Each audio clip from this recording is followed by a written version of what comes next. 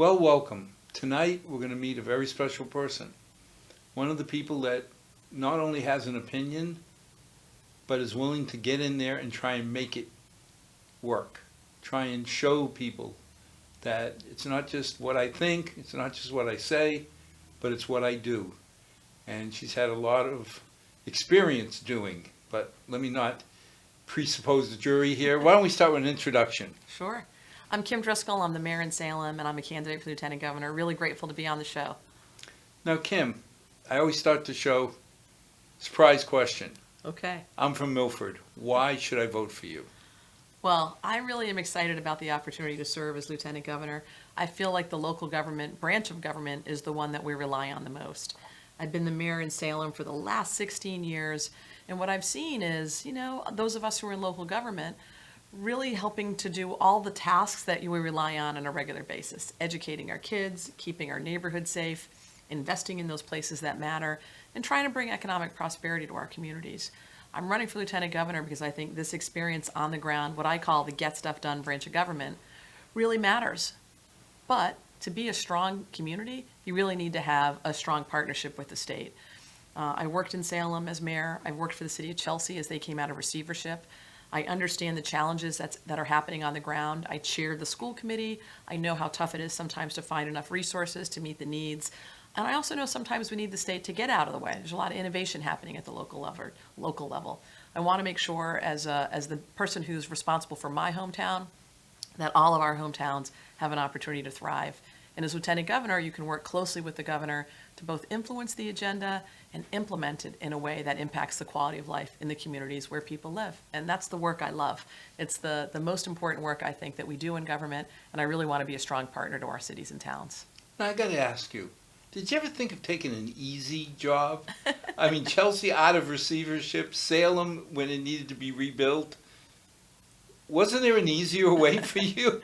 What was it? Was it President Lyndon Johnson who said, we're having a really tough time dealing with Congress, and he said it could be worse, I could be mayor, right? It's definitely a hard job, but it's the most important job that you can do if you really want to make a meaningful impact in the place that you live. You know this, you're a local official. If you care about your community and you want to get involved, it's really an honor that neighbors have voted and entrusted you to help make those decisions. And for me, I think it also brings with it a degree of accountability. You're making decisions that are going to impact people that that you're going to see the very next day, in Market Basket or on the sidelines of youth soccer. And it makes you a better listener. It makes you more accountable because you know that somebody's going to ask you about it. Like, why did we do this? Why did we take this action? And you have to be able to share with them a rationale. And I've been reelected now 5 times in Salem, and I don't think everyone agrees with every decision coming out of City Hall.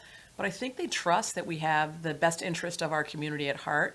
And that's really what you're looking for when you're voting for somebody in office. They're spending your money. They're making decisions for your community. Let's make sure that there's somebody that has got a view towards, ensuring that we're making decisions that are going to benefit the community overall in a positive way. Now, you seem to take pride in the fact that you're seeing all your constituents. People are seeing you on the soccer field. They're seeing you. How do you keep that up when you're doing statewide? Let me tell you, it's a big state when you got to get around it. No doubt about it. People have said to me, well, it's not Texas big or California big. I said, you're right. But we have these really unique and special places throughout the Commonwealth, 351 cities and towns, different regions, from coastal communities to wooded forest areas, urban areas to hill towns. And all of them have unique attributes and unique challenges. And what I've enjoyed about getting around the state is the opportunity to connect with voters, hear about issues, understand, the things that they're concerned about. And, while you can't necessarily knock on every door the way you might if you're running for mayor, it's certainly the work that I've done there, you can work hard to connect with people and understand what their challenges are. And I think that's a lens that I hope to bring to state government. When you're close to the ground the way I have been as mayor, you have the pulse of what's happening. And I want to make sure I understand the pulse of what's happening in different regions and different places in a way that allows state government to be helpful. Now, I'm sorry to ask this, but what is a lieutenant governor? I'm so glad you asked, because I do think A lot of people aren't familiar with the position. It's a down ballot role, in terms of thinking about the election season that we're in right now with a lot of statewide office holders. The lieutenant governor, in my estimation, is a key partner to the governor. You have formal duties, which involve chairing the governor's council. That's the body that we always say the most important body that most people have never heard of, but very important work. But without them, where did the judges come from? Exactly. So appointing judges or any judicial appointments, commutations and pardons, the real backstop to make sure we have quality people serving in these roles. You chair the Local Government Advisory Council, a formal body that meets with local officials around the Commonwealth, again, to understand what are those challenges, what are those needs, how do we work together. You also chair the Seaport Economic Council, works with a lot of our historic older ports. When you think about some of the industries that Massachusetts has been known for forever, tied to the sea and the ocean, and there's a special commission that looks at that effort. Beyond that, we've seen the last, 16 years, Lieutenant Governor has really been that chief liaison to communities, to cities and towns.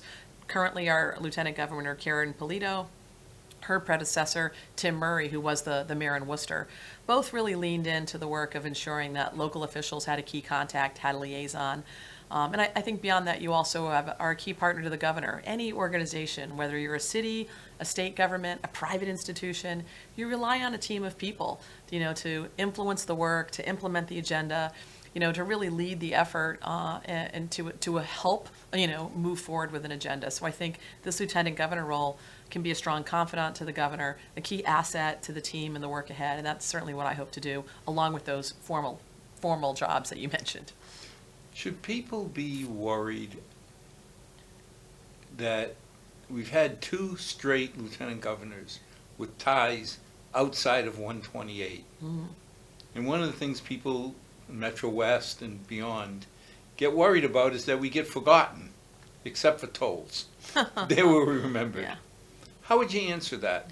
I think it's a really legitimate issue in terms of people feeling neglected.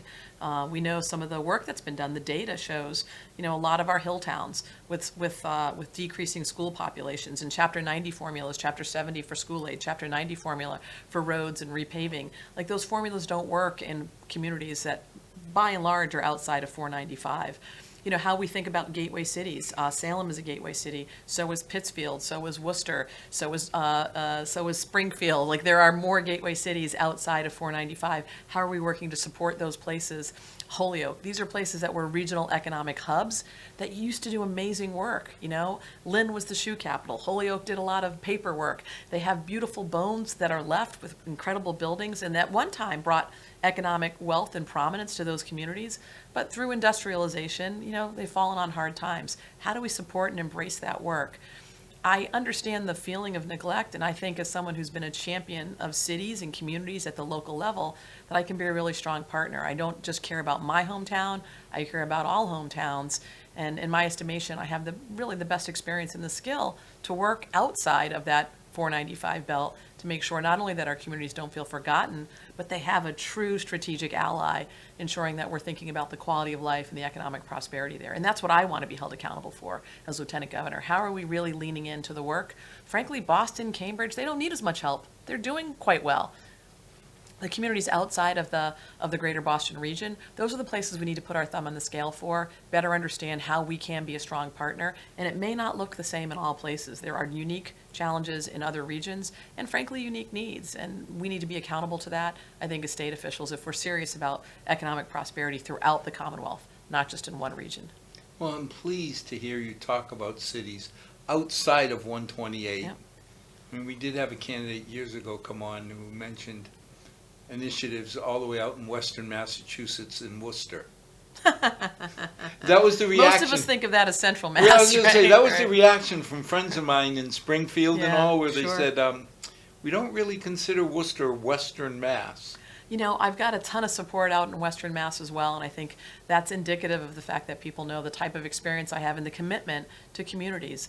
Springfield is, now I played hoop in college, so this is important to me, the Basketball Hall of Fame, the home of Dr. Seuss. They've got a story to tell. Holyoke, as I mentioned, if you haven't been there, like, amazing architecture right on the waterfront, opportunities to really revitalize these key buildings. How do we work together to ensure some of the success we've had in Greater Boston tied to life sciences, an example, or clean energy. We're about to become a clean energy hub in my community, tied to having a historic port, but not all the manufacturing has to happen in those places.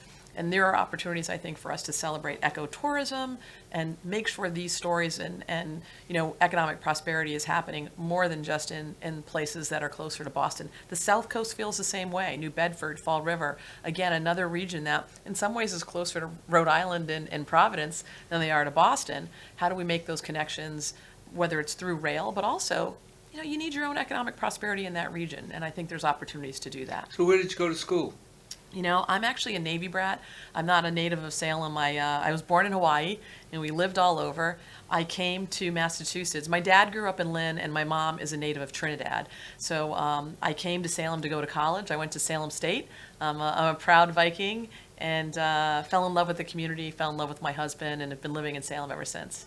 It's always funny because when my darling bride came to Milford, she still doesn't consider herself a townie. But she's only been living here 30-some years.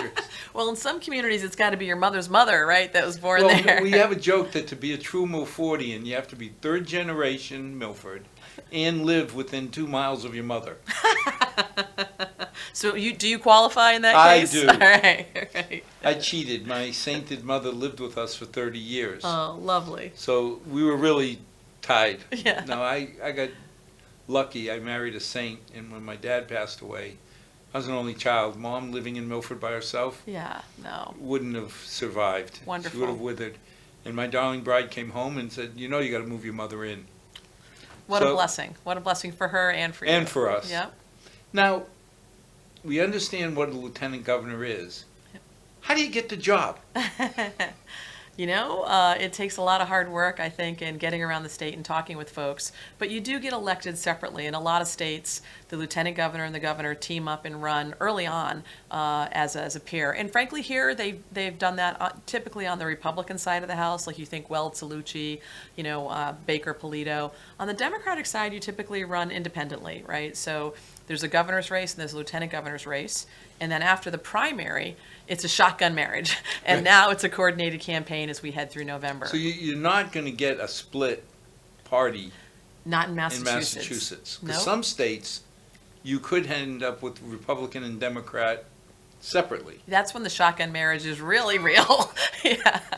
Yes, that's true. But not here. It'll be a coordinated campaign, and when you go in and vote in November, you're voting for a team, a governor and lieutenant governor on the Republican ticket or on the Democratic ticket. Okay. What do you see as the biggest challenge you would face as a lieutenant governor here? I think what I'm hearing from voters as I'm getting across the Commonwealth time and time again is just the high cost of living in Massachusetts. Housing is a big piece of that. Communities that used to be affordable, frankly, like my own, where you could pour coffee or pour beer for a living and afford a roof over your head, it's just no longer the case. And even in parts of the state where housing is a bit more affordable, it's not more affordable to the people who are living there. The reality is we have a huge gap. Close to 400,000 units are missing in terms of demand versus availability. We learned this in Salem about what's happening on the ground in our community when we did a housing production plan. I'm really hoping that a lot more communities will take a hard look, and this is something where I think the state could really be helpful in both funding these and helping give the technical assistance to look at what are the housing needs in your community. And what we found in Salem was good news, everybody's living longer, that's fantastic. Bad news, we don't have enough housing to meet the need of young adults, older adults who want to age in place. Sometimes we don't have the right complement of housing. So this housing production plan work really lets you dig in and understand the numbers. So a lot of concerns about housing, the high cost of it, especially when you factor in everything else is going up as well, food, gas, utilities.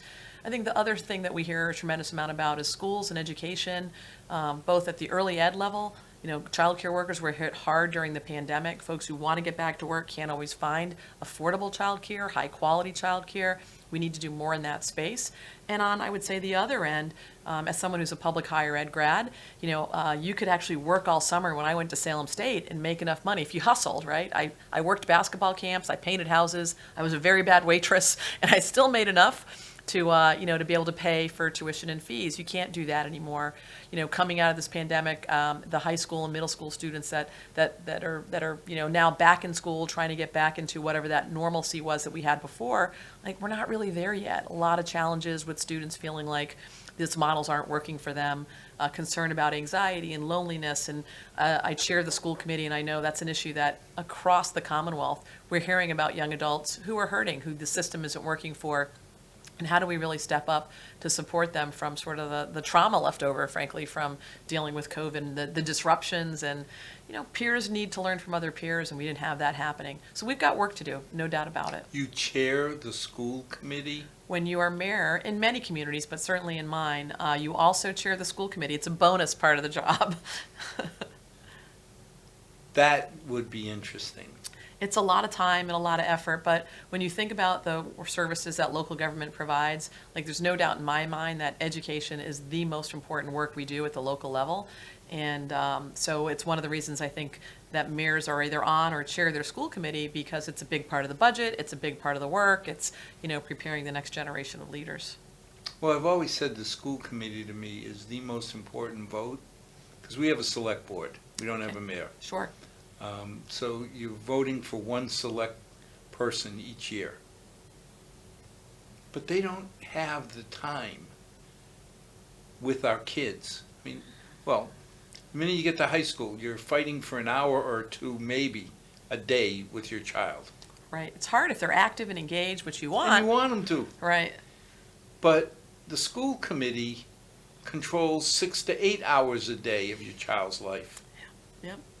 So it's so critical. What is the biggest issue your school committee's facing? I mean, there's always a challenge around resources, to be honest, especially with all the disruptions we've had. How do we make up for that, both the academic gaps and that anxiety and some of the behavioral challenges we're seeing from students who just, have not responded well to that disruption. I think going forward, we also need to be willing to be self-reflective, not just in Salem, but frankly across the Commonwealth. High school today very much looks like high school when you went to high school, when I went to high school, but our kids are graduating with a whole different world. We've shown them online learning. COVID showed us the future. They're going to go to college and learn online. Some of our students wouldn't mind having a Zoom class. They want to know that what they're learning today is going to be applicable to what they might want to do in their career. So more opportunities for early college, more opportunities for career choices. We really want to lean into that work and meet our students where they're at. We also have a very diverse population. So we have students for whom English is not their first language. We have students who come from lots of different cultures and backgrounds. How do they see our school employees, our educators, our staff reflective of who they are? And we're all digging into that work. But I do feel like as a Commonwealth, it would be great if we were doing a little bit more of that together. Right now, every community is doing this like individually, one school committee at a time. And we know we need some strategies to both assist our young adults and make sure they're feeling like, high school shouldn't feel like a chore. It should feel like an opportunity. And we need to make sure we're listening. Their student voice, that youth voice is really critical. Now, across the Commonwealth, is everybody feeling the immigrant effect? Meaning? I mean, like in Milford, for I can't tell you how many years, probably 35 years, I always teased our chairperson of the school committee saying, you've added one person net a year for 35 years. Why do you need all this extra space? Yep. I knew why, but all of a sudden, the last couple of years, we've added 200 kids. And for a little town like Milford, Right. that's an entire school. Right. That's So I'm several wondering, classes. is it just gateway cities and gateway towns? Or is it spread out across the Commonwealth? I think what we're actually seeing around school enrollment, is it's declining enrollment because the birth rate's going down. There are communities that have immigrant populations, and that is an increasing birth rate, or folks who might be more mobilized and are coming in. But generally, when you're looking at communities, none of us are having the same number of kids we had, and so you're seeing a little bit less number of students in the entering classes as we're coming up. Now, it doesn't always all sync up exactly the way you want it. You added 200 kids; they weren't all at one grade, right? They're inserted in different places, so it's a little hard to plan for that. And I think we get state aid on a per student basis. So, it's not as though it costs less to heat the buildings or, some of the overhead you have, but you may have less students coming in, and so your Chapter 78 may be impacted by that. And those are some of the challenges they're experiencing out in Western Mass and some of the hill towns. The cost of running a school doesn't necessarily go down because you have less students there. kids. That's right. And so those are the challenges when we think about how are we going to be a good state partner, that I think I can lean into. And we have some work to do to reshuffle the deck a bit at a time when we have resources. Let's make sure we're meeting the needs. Like, it's definitely a one size does not fit all approach when you think about the varying needs we might have and characteristics of communities. We were fortunate because last year, when we started the budget process, I almost had a heart attack when the school said we're going to need about $6 million incremental dollars. It's a big nut. That's a big nut to pick Yeah, up. I was like, Yeah. but then Beacon Hill, the state aid went up $7 million for us. You had the Student Opportunity Act funding, which Bingo. is really designed to ensure that students and economically disadvantaged students in particular, or districts that had students that are economically disadvantaged, just got more dollars. You also have the federal funding, the ESSER dollars. The tricky part there is that's one-time resources. So, you don't want to create a cliff effect where you're adding staff and, putting yourself in a situation where We now had you've got to that pull back. discussion about using one-time dollars for permanent increases. Don't want to do that if you No. can avoid it. That's No. really important. But again, we were fortunate because Milford rang all three bells. Special needs, low income, and ELL. And the states, they really did help us out by giving us $7 million extra incremental dollars. I'm hoping this year, because it looks like we're going to pick up another 200 kids, that we get more funding again. Well, that's what the Student Opportunity Act was designed to do, was to really address communities' needs where they are dealing with a student population that might have more costs associated with it. We love the fact that we have a very diverse community in Salem, different cultures, different incomes, different languages being spoken. I think it makes our community more livable. But when you're educating kids, there are some additional services that are going to be required, and hiring teachers in multiple languages and ensuring that we have those resources is really critical. And that's what the Student Opportunity Act was looking at. Your zip code should determine your educational outcomes. And it did help us with our special needs programs.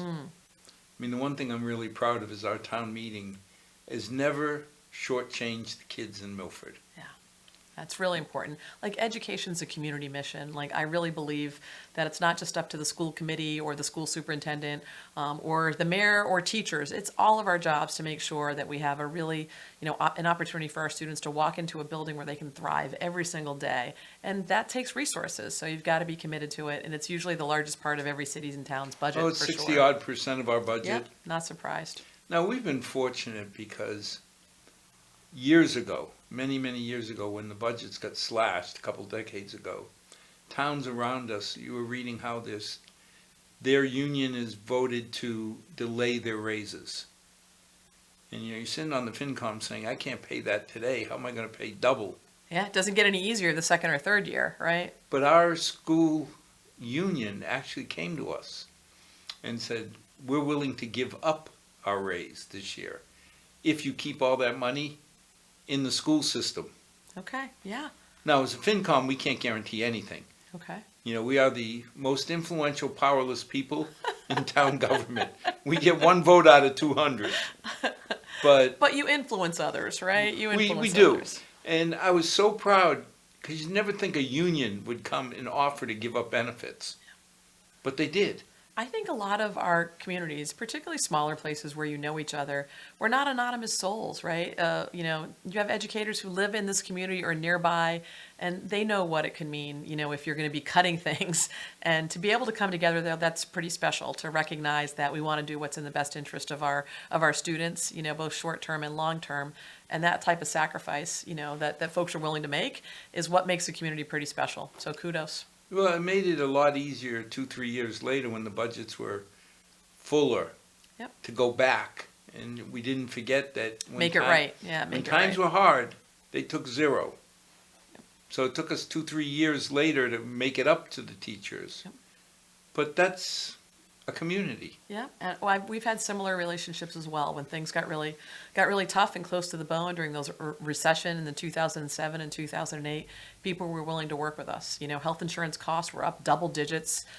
Pensions, we were paying for some sins of the past with pensions, and we had some, collective bargaining units that understood we're in this together. How do we figure it out? And you really appreciate that when you're a community member, for sure.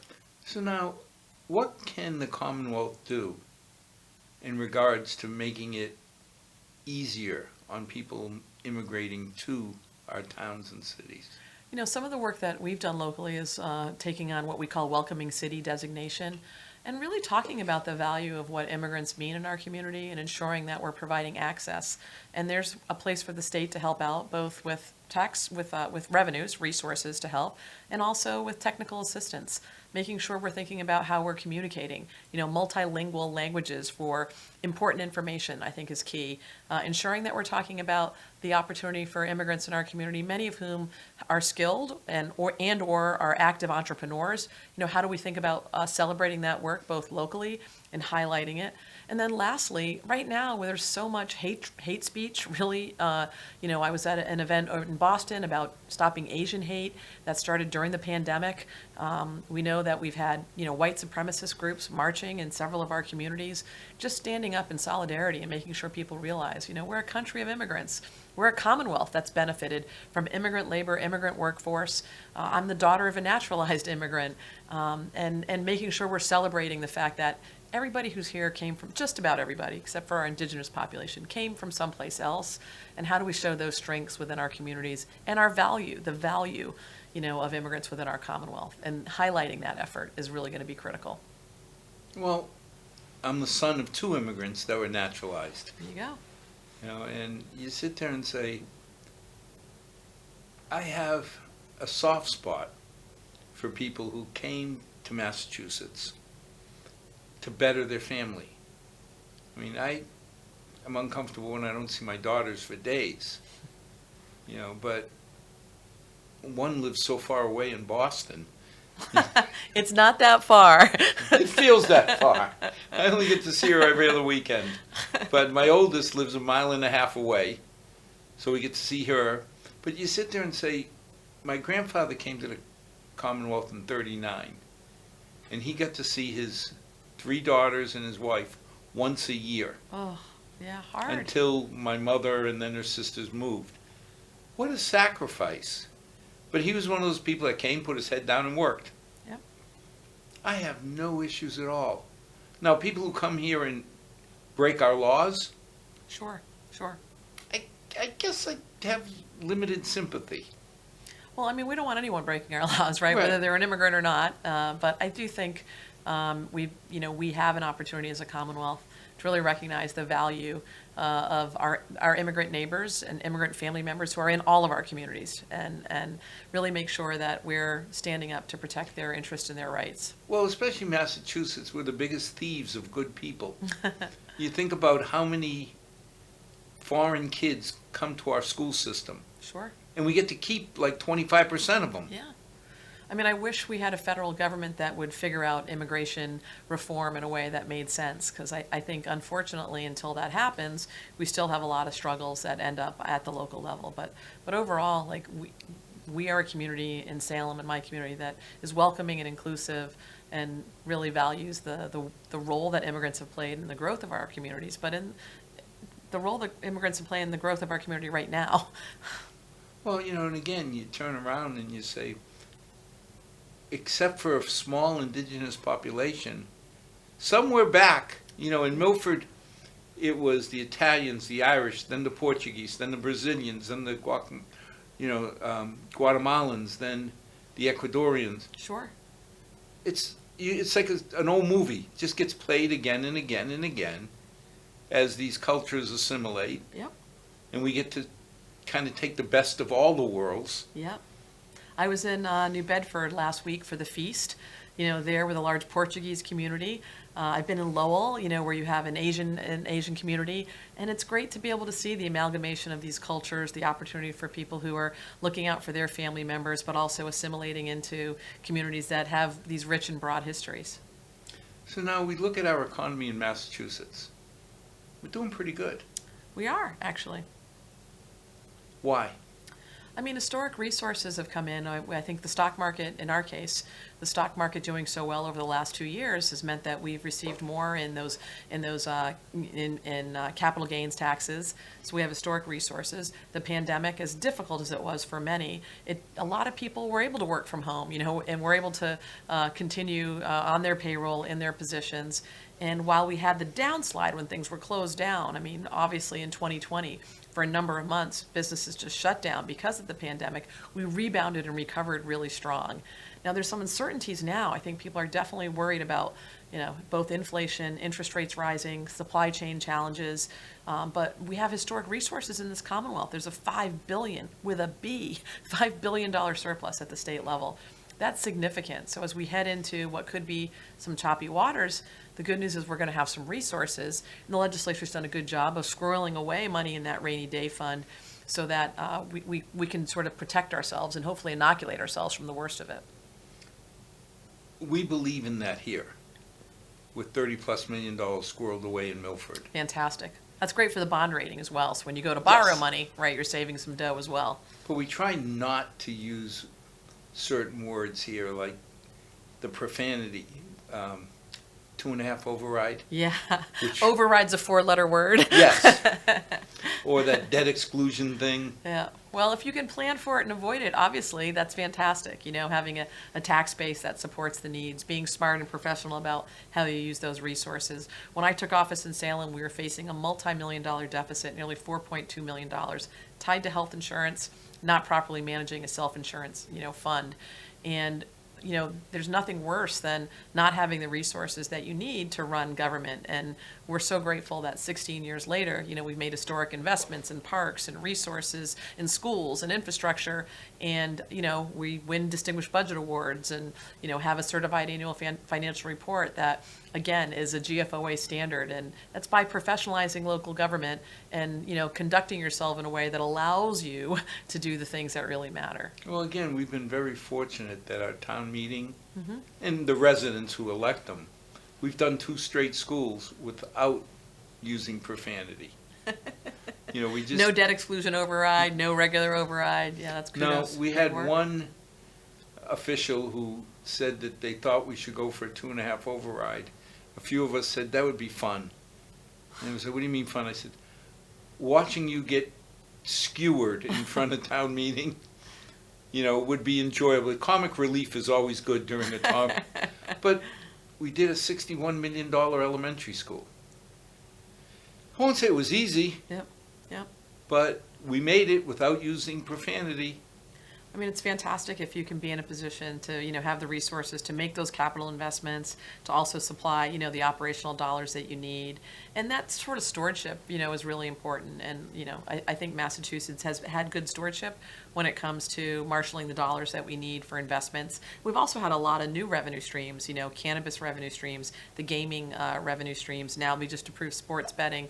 So there's resources that are, newer coming into the Commonwealth. And how are we going to use those? I know some of the topics being considered are early childcare. We know it's important to get these younger students, younger members of our community into a high quality pre-K offering and early childcare. That's not only going to help their outcome in terms of better educational attainment, but it's also going to help working families. I mean, I had 3 kids under the age of 5 at one time and was working, and I know that juggling act, and then the second mortgage you're paying. 3 kids under 5? Yeah, 3 under 5. Yeah, we Talk about multitasking. we spaced them well, right? And so it's a blessing, but it's also really hard to juggle, right? You're going to work, you're paying a really expensive childcare bill. And I know for a lot of our families, we expanded pre-K in Salem, and it was a really meaningful difference for them to be able to have students in what we called a mixed model. It would either be in our school at a universal pre-K or at their existing provider that we were able to subsidize and ensure that those childcare workers were being paid a fair wage. It makes a big difference in the lives of young families when you can help offset that major cost. It really can be a second mortgage payment, or for some people, It's more than a mortgage yeah, payment. Yep, for sure. So we're hoping to be able to do more of that with these historic resources we have. And with these new revenue streams coming in, can we invest in our youngest residents in a way that's going to help working families and help, kids with these outcomes? So I'm hopeful to be able to help influence that and be in a position to bring this forward, knowing it's critical. Coming out of the pandemic, it's hard to find a child care provider, let alone, make sure that we're paying our child care providers what they deserve. Find a child care provider you can afford. Yes, even more difficult, right? Yeah. Because I've got 2 grandchildren. Okay. And they were both before, kindergarten and first grade. And it's amazing how difficult it is to find a good person or a good group to take care of them. And think about how important it is, right? We want those young minds, right? We know they're sponges. And if they can get a really solid head start with a high quality early ed opportunity, it's only going to serve us well when they're in, K through 12 schools and what their educational attainment might be. And states like Alabama, that's a red state, Alabama. Every 4-year-old has a high quality pre-K experience for free. And that was pushed by the business community, who realized this is something that's not only going to help their employer workforce, those working families, but also help those youngest residents. I can't imagine there's a lot of resistance in Massachusetts. We take such pride. We've got a couple colleges here and there, but realistically we take such pride in the level of education and the performance of our kids. Why wouldn't we want that universal? I think people want it, and they've been talking about it for a long time, but we haven't figured out how to implement it. There are pressure on local budgets. We have a K through 12 system. Somebody along the line said maybe some of us can afford pre-K. Some of the systems have expanded. As I said, we have in Salem. We think that's really critical. We want to continue to do that, but not enough. We have some school districts who don't have full-time K yet. They're still doing a half-day kindergarten program. So if this is something that's really important to us, the state is going to have to help step up and work with communities and providers to help make sure we have these options. That's surprising, because I remember we got a grant To go full day K to go here? full day K. Yeah. There were a number of communities who did, but not everybody has and when that. we voted on it, a number of us got up and said, understand this is not a 3-year program. You open this door, this is forever. Right, it stays there. It stays open. Right. How am I going to say, well, your kids aren't good enough, so I'm not continuing it? Yeah. No, and it really, it's a real opportunity for us to, put our money where our mouth is with respect to the quality educational offerings that we know we want, that people stand for here, that they value. But we've got to fund them. We've got to work with communities to put the technical know-how in place. And we haven't been able to do so. We've made some really good strides, but now really could be a time with dollars to implement these programs. I know the legislature's interested in doing it. I know it's important for an important agenda item for the current Attorney General and Democratic nominee for governor, Maura Healey. And as someone who's done it in my own community, I think I can be a strong partner to help on that implementation phase. It's, for some places, adding universal pre-K in your school buildings will work. For others, it's more of a mixed model. You don't want to undermine your child care providers who are providing child care for students under the age of 4. And so you've got to make sure the right model is going to work within a specific place. Yeah, but wouldn't you be creating jobs for a lot of them? Creating jobs and paying a fair wage. A lot of our child care workers, they're not making as much money as they really could if they were working in a K through 12 setting, yet the work they're doing is so critical, and so trying to find ways to lift wages so that we can have more child care workers. Like so many industries, the workforce needs are not matching up with, the demand is not matching up with what we have for current, or the demand is outpacing what we have for the current supply, right? So that's definitely got to be front and center. Now, a lot of people are looking at Charlie and Karen saying, fix the immigration problem. What can you do on a local level? Well, I don't think they can fix the immigration level. You can't deport them to Rhode Island. Right. We know that there are federal implications for sure. And what I hear more about from state government is fix the transportation woes, fix the housing crisis, inflation, fix the roads and bridges, and some of the capital needs that we have for sure. But how do we deal with something like inflation? Well, I think that we just saw a federal bill that was hopefully going to reinvest and do some things that can address some of the root causes of inflation. But what we can do is continue to make sure that we have the resources to meet it. Right now, if you're somebody who is a small business owner and every single thing that you're purchasing is going up, I have a coffee shop near my office. They have made me a complete coffee snob, by the way. They are a really good coffee shop. I was in talking with them, grabbing a cup of coffee, asking how business was going. They said it's going great. Tourism is up, really strong people running, strong numbers running through the door. But every single thing I bought last month, every single thing went up. And how much can I charge for a cup of coffee? At some point, you've got to ask yourself, am I going to raise prices every month? Is this going to continue? There's a lot of uncertainties. Are there ways that state government can work with business owners? How do we work across public-private sector to address some of those uncertainties? Labor workforce costs are up. You can't hire anybody for minimum wage right now. And part of that is because the housing costs are so high. And so how do we think about strategies that cross purposes? We had a friend whose son is working part-time at Amazon, started at $20 an hour. Right. I mean, it's $40,000. Right. And I'm happy for them, right? That's what you need, right? That's what you need in terms of being able to put a roof over your head at times. But if I got a choice of making $20 at a firm or working at a Dunkin' Donuts or a McDonald's, they can't pay $10 an hour at 12 and get anybody worthwhile. Well, I was talking with our ambulance provider who's saying the same thing. I can't hire EMTs. If you're willing to get a job at Target or at Amazon or lots of other places and are making $18, $19 an hour, and I'm paying you that as an EMT, a lot of people are going to make a choice to do something different. So there's definitely some wage, I think, course corrections that we're seeing. And, the cost of housing, the cost of gas, the cost of utilities, the cost of food going up means people need more of a wage to help offset those rising costs. At the same vein, we want to make sure our small businesses have what they need. And what can we do to address some of the rising costs they're experiencing? Their unemployment insurance is going up. Some of the supply chain items that they rely on are costing more. Is there a way for the state government to try and inoculate ourselves at a time when we have historic resources, inoculate some of those costs and keep things in check? Well, now with the budget surplus, you got some wiggle room to help out. Yep. If there are fees that folks are paying that are higher than they have been in the past, and we've heard a lot about that, the unemployment insurance going up, workers' comp insurance going up, how can we put people in a position where maybe we can, relieve the burden on some of those rising costs while making sure that we still have those protections, right? We want people to know that if they find themselves in hard times or injured at work, we pride ourselves on having those benefits available, but they can be costly to small business owners. And there's a number of strategies, I think, that are being considered, but we've got to be able to move forward with that agenda. Clean energy in the Commonwealth. Really important issue. What do we do? Well, you're talking to the mayor of a city that had a coal-fired power plant when I first took office. Really? One of the filthy five, Salem Harbor. It came to Salem in 1950, and I'm quite certain we were happy to have it.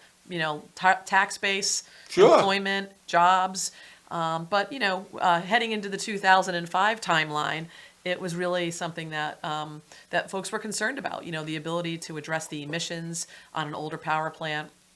It was converted to gas. It was taken down, demolished, $1 billion improvement to build a natural gas facility in its place. The most clean and efficient natural gas plant in the country when it opened 2 years ago. And it has a hard stop of 2050. The state issued a permit to build a new gas plant. It's probably the last new gas plant that will be built, in the Northeast, given some of the constraints, at least by a public entity, or by a private entity, constraints in the current energy market. And now we are talking about building an offshore wind hub for marshaling and construction for offshore wind right next door to it on the historic seaport. So you're going to have a place that once brought in coal ships that is now moving towards a clean energy future for Massachusetts. Hugely important. The wind in Massachusetts, in our harbor, has been named. It has been called the wind in Massachusetts and the Gulf of Maine has been known as, the the Middle East of wind. I'm trying to use the analogy tied to the Middle East, where we have so much oil availability that the wind is so strong and so consistent. It really has an opportunity to And it's power. practical? It's very practical, especially in other countries are already doing it. It certainly is a proven technology. Now it's also advancing. The turbines are getting larger. The blades are getting bigger, and the opportunities are for Massachusetts, for our Commonwealth, for our planet. Certainly something we're really excited about playing a role in, as is New Bedford. And it's not just those historic seaports. You think about clean energy, there's a supply chain connected to it. So beyond just the ports that are doing the marshaling, the construction, the O&M work, you're also talking about the component parts that can be manufactured anywhere. And there's an opportunity to support, other communities in Massachusetts, both wind, solar, and we've been leaders in that field. Well, I don't think anybody could argue that we don't want renewable energy. I think the Yeah. question is, can we afford it? Is it going to be so expensive Right. that, my electric bill hurts already. Well, I have solar on my roof, and right now I'm really grateful for all the sun we're getting because my meter is going backwards in essence with the plans that we have in Massachusetts, the way that we allow residents to take advantage of the current system in terms of connecting to your meter and allowing the net metering so that you can sell back whatever you're not using to the grid. I do feel like here's an opportunity for us. So far, the work that we've done has shown that clean energy is cheaper and obviously better when you think about the long-term burden of not having to address the emissions that come with fossil fuels. So it's a historic opportunity. There's resources we put into it. It doesn't have to be cheaper, even if it was the same. Yeah, no, exactly. But in this case, so far, we've had some of the strongest leasehold improvements. Wow. And it's a real opportunity for us. It could be a game changer. There's investments that have been made by the state. So I want to be clear, it's a partnership. It's definitely a public-private partnership. But there are also tremendous benefits when you think about, not having to deal with the emissions that come with your typical fossil fuel. But everything, if you look at Chapter 90 funds, for our roads, bridges, comes from the gas tax. Yeah. It can't come locally. It can't. Right. It's collected by the state, and then it's. We subsidize or increase $500,000+ a year to our Chapter 90 to try and keep up with the cost of maintaining our roads. Right. Chapter 90 alone will not offset keeping roads in good repair. You've got to add to it local dollars. I do the same. We put in at least $1 million a year, oftentimes more, to address our state of good repair, our pavement master plan, sidewalks, equipment needs, things like that, as do many communities. And by the way, there's an opportunity to reframe that partnership. The Chapter 90 formula doesn't work for a lot of communities. Part of the requirements are not just the number of roads you have, like what are the public roads that are accepted, but also there's a population factor. So if you're a small town, not very dense, but you have a big geography, small meaning in population. Lots of bridges. Yeah, it certainly doesn't work for you. And hoping, again, we can take a look at some of these formulas where this one-size-fits-all approach may not work for certain communities. Another thing that's come out of Washington is gun control, or the lack thereof. Supreme Court decision really put Massachusetts, stepped back and taking a look at the way we currently license gun use here. And I know that we're working with the legislature to try and address that going forward. But how do you deal? I remember when we did outlaw AR-15s, there seemed to be a surge. There was more sold the month before the ban than was ever sold. Well, anytime you go to ban anything, right, that's normally when people are going to want to try and get in before they know that something might be coming. But in the long term, obviously not being able to have those sorts of items being sold in Massachusetts, and how we license carry arms locally with police chiefs really having to do those background checks and make sure that we're not handing out licenses to carry to just anybody, really making sure we're doing some vetting. I think that's one of the reasons we have some of the lowest handgun violence and lowest gun violence period, in this country right now. And so disappointed that the Supreme Court looked at that it's a New York law, but it was very similar to what we had here in Massachusetts, and said, no, that's not good enough, and ensured that required that we take another look at how we're currently licensing, handguns and other weapons. Do we have to make major changes? We had to make some changes in the legislative language that we used to try and address the Supreme Court's concerns. And I think the legislature has stepped up and done that before they closed out the session. Now we have to look at implementation. It won't put us back exactly in the place we were before the Supreme Court decision, but I think we're all hopeful it'll give us another layer of protection from putting, guns in the hands of folks who could do harm with them. Some of the things I don't understand is when they say, I need the right to buy a gun today. If somebody came in and said, I have to buy a gun right away, to me, that gets me scared. Right. What do you need it for, right? Right. I'm a gun owner. If I want to buy a gun at a gun show and I know it's coming up in a week or so, okay, do a background check. What's the sense of urgency tied to it right that minute? Yeah, right? go ahead. Yeah. It's like somebody saying, I'm going to search your house for heroin. Go ahead. Yeah. Reasonable protections and vetting has proven to be something that, can curtail the type of gun activity that's happening and that gun violence. And so, I'm grateful for the laws that we have in Massachusetts, that we're trying to be reasonable, not violating any constitutional protections, but being smart and keeping, people healthy. And, gun violence, it can be a public health emergency if we think about what's happening in this country. And having reasonable rules to prevent that from happening seems like the role of government, in my opinion. Well, we just went through adding a local, if you want to call it, SWAT team to Milford schools. And I remember when the proposal came to us, the thing that hit me the hardest was they said, we can have the regional SWAT team here within 30 to 40 minutes of a call. But all these shootings, these school shootings, are done in 12 to 18 minutes. Pretty scary. I said, my God, I can't fault the SWAT people, but what good does that do us? I don't need somebody to clean up. So we put in $600,000 a year to have a SWAT team living in our schools. And I remember looking at members of the FinCom saying, God help us if we say no. How could I look at any parent saying, I could have maybe possibly stopped this and saved your child? It's really scary to think about as a public school parent, sending, or any school parent sending your children to school and having to worry that they're not going to come home, at the end of the school day. I know all of us are concerned about safety within our schools and trying to prevent any activity that can do someone harm in a school building, making sure that there's cameras at the entryway and you have to ring or access to get in. But the bottom line is if we don't have strong gun protection laws, and are allowing guns, particularly these assault weapons that do such harm in such a short period of time, to your point, it feels like all of those protections can go for naught. And that's why, again, proud to live in a state that recognizes we're not going to address we're not going to take away anyone's constitutional rights, but we also want to keep children safe who are in schools and have put limitations on, how, when you can certain legally laws that purchase I a gun. remember when the law came through, you had to have a trigger guard. I didn't have one, so I went and bought one. Put it on my shotgun. Locked it away. Okay. Was it annoying that I had to spend $3.99 or whatever it was? Yeah, it was annoying. But if it'll save a kid, I do it. Right, and especially, if you're a gun owner in your own home, we know there are all kinds of unfortunate accidents that happen within homes. Those sorts of protections seem, again, common sense, designed to prevent harm, for sure.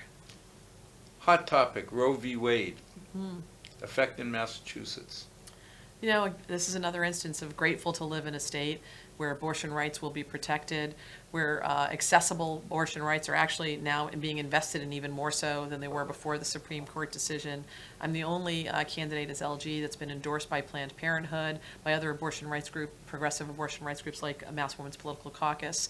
I'm hoping that we can really be a beacon and demonstrate to other places in the country that we can, provide fundamental freedoms to individuals here in a way that hopefully can be a beacon and show other places how it's done.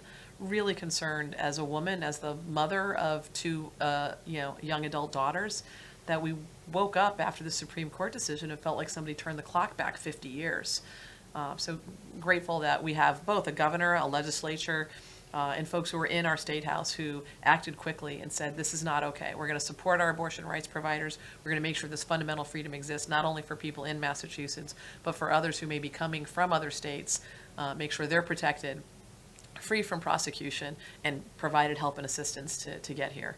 Do you think people really understand the ramifications? Well, I certainly think women understand that and are standing up. I mean, this from a perspective of a woman who recalls these battles, many years ago. This is like rage, like literally rage, hurt, pain. It's taking away power.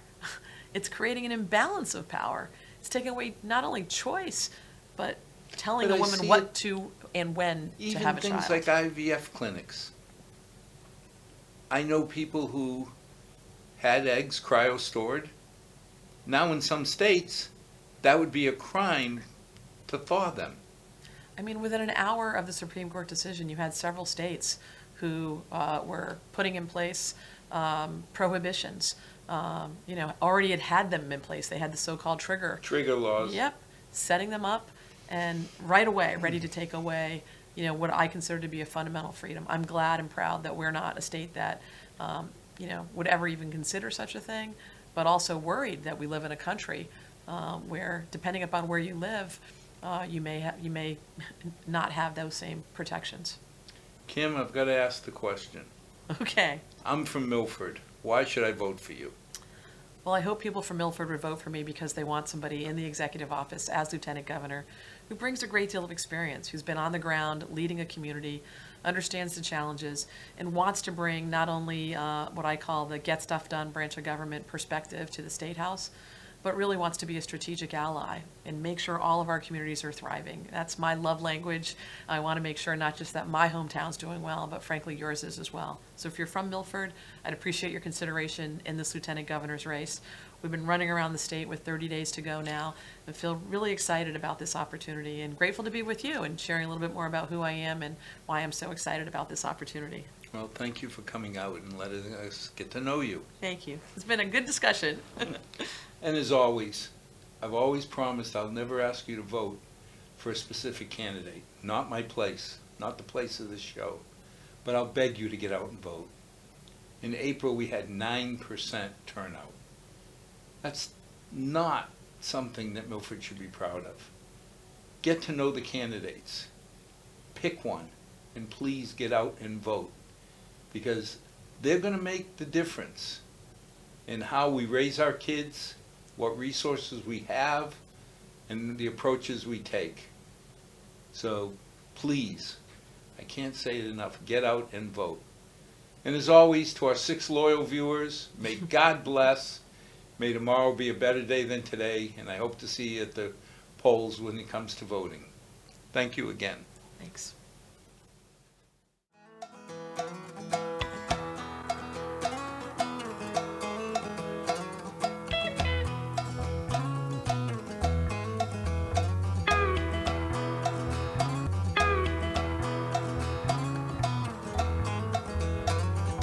Not too long since I've been home. Been running all my life just